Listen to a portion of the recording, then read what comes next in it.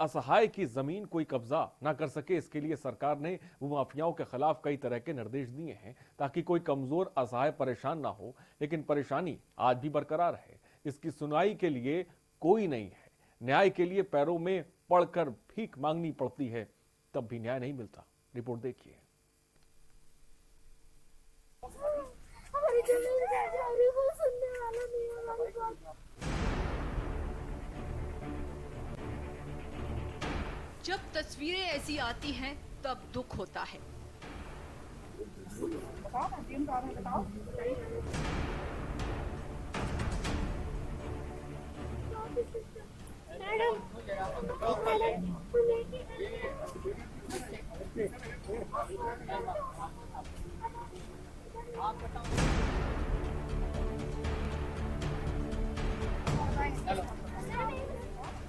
System के आगे बेबस फरियादी रोते बिलखते न्याय की भीख मांगते। कमिश्नर मैडम बातों को अनसुना कर अपनी एसी वाली गाड़ी में बैठकर रवाना होने लगी। फरियादी कहते रह गए, मैम एक बार हमारी बात सुन लीजिए, मैम एक बार हमारी बात सुन लीजिए।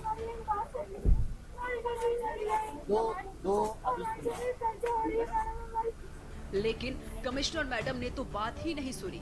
मैडम इतनी जल्दी में थी कि उनके आगे बेबस फरियादियों के दर्द से ज्यादा शायद कोई और जरूरी काम होगा।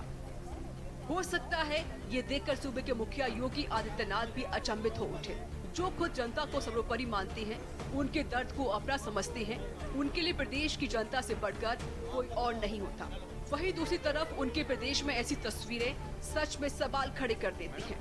क्या मानवता के आधार पर कमिश्नर मैडम को उनकी बातें नहीं सुननी चाहिए थी? खैर, मैडम तो कमिश्नर हैं, उनको क्या, ये तो सिस्टम है, उनको क्या। जनता रोती है, चिल्लाती है, उनको क्या, वो तो कमिश्नर है ना, उनको क्या। जनता के दर्द से उनको क्या, ये तो आखिर कमिश्नर हैं, ये क्यों किसी से बात करेंगे। फोन करी तो पता चला गया कमिश्नर मैडम यहाँ पे, तो हम पैरों में गिर गए। क्या पता पैरों में गिर के हमारा काम करा दे, सुनने हमारी बात। लेकिन वो तो चली गई गाड़ी में। अब डीएम साहब के ऊपर है, ये क्या करते हैं। कागज लिख के दिया, कोई सुनवाई नहीं की। पुलिस ने पुलिस ने ये काम किया है। पुलिस ने भी किया, डीएम साहब ने भी किया, 112 नंबर ने भी किया।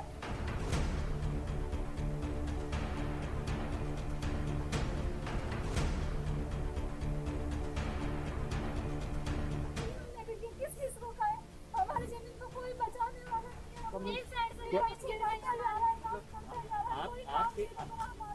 आपको अपने कागज हमें सब दिए थे, जो आप शायद ध्यान नहीं दे पाए होंगे। नहीं, ध्यान दिया है।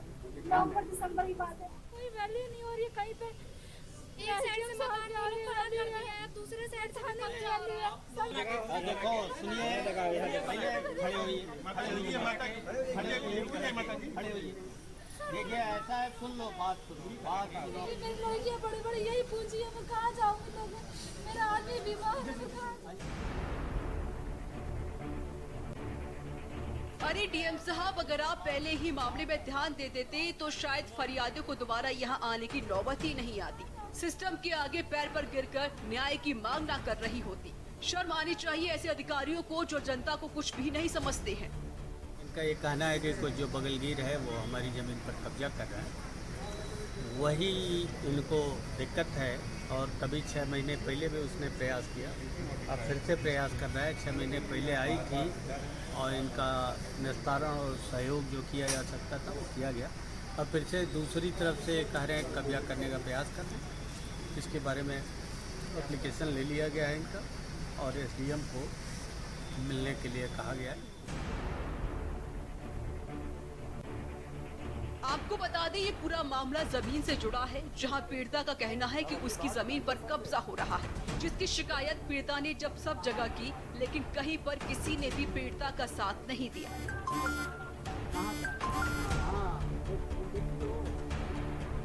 हमारी जमीन जयफ्राज थी हर तरह से, जिसका हमने पत्थर में सब बंटवारा वगैरह सब कराया था, पुष्टि वगैरह जो भी नियम होता सब हमने करा के फ्राज कर लिया अपनी जमीन को एक तरफ।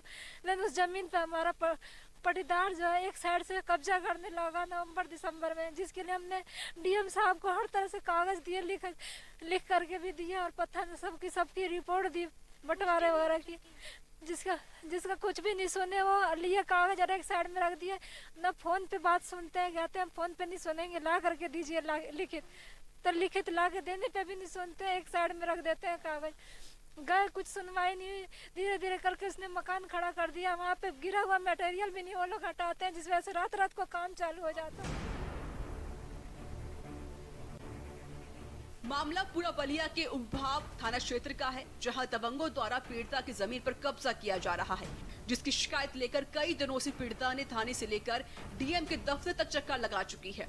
थक हार कमिश्नर से एक आस जागी कि कमिश्नर मैडम कुछ न्याय करेंगी, लेकिन वहां भी आस टूटकर बिखर गई और पीड़िता दर बदर भटकती रही।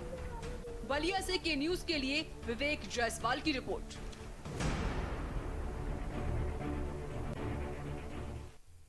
तो सिस्टम क्या